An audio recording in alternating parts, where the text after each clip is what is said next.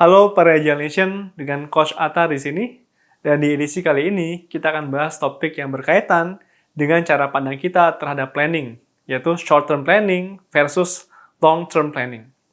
Salah satu jargon yang sering digunakan belakangan ini di forum-forum besar di banyak organisasi adalah VUCA, yang merupakan singkatan dari Volatility, Uncertainty, Complexity, dan Ambiguity.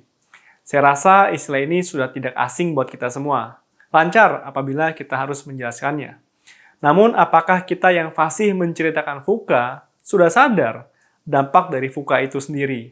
Dan pertanyaan terpentingnya adalah, apakah kita sudah berubah dalam menyikapi era VUCA ini? Era VUCA singkatnya adalah zaman yang penuh dengan perubahan, yang hari ini dianggap benar, dalam waktu yang tidak lama bisa dinyatakan salah.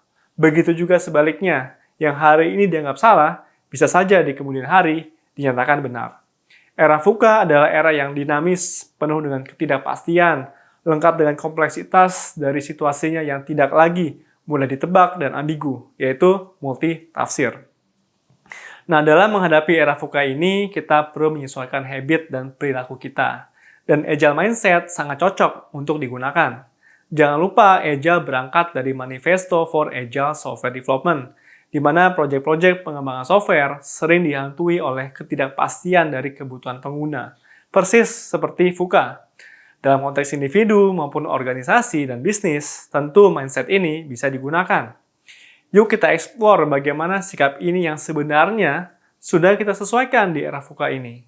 Selama masa pandemi, salah satu habit teman-teman saya banyak yang berubah, yaitu beli tiket pesawat dan hotel untuk liburan di tahun berikutnya. Coba berapa banyak dari kita yang sudah meninggalkan kebiasaan ini.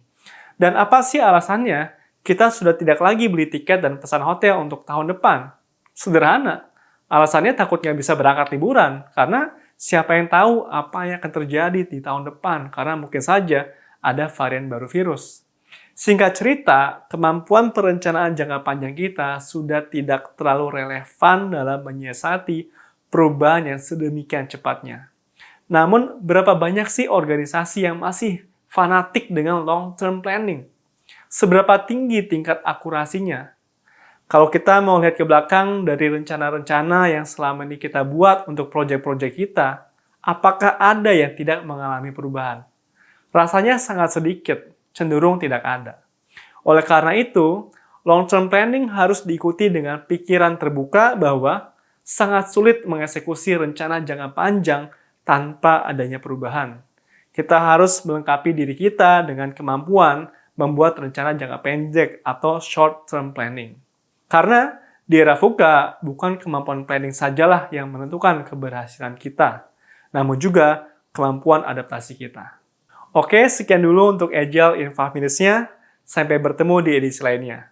Apabila Agile Nation punya ide apa yang perlu kita eksplor bersama, tulis di kolom komen di bawah ini.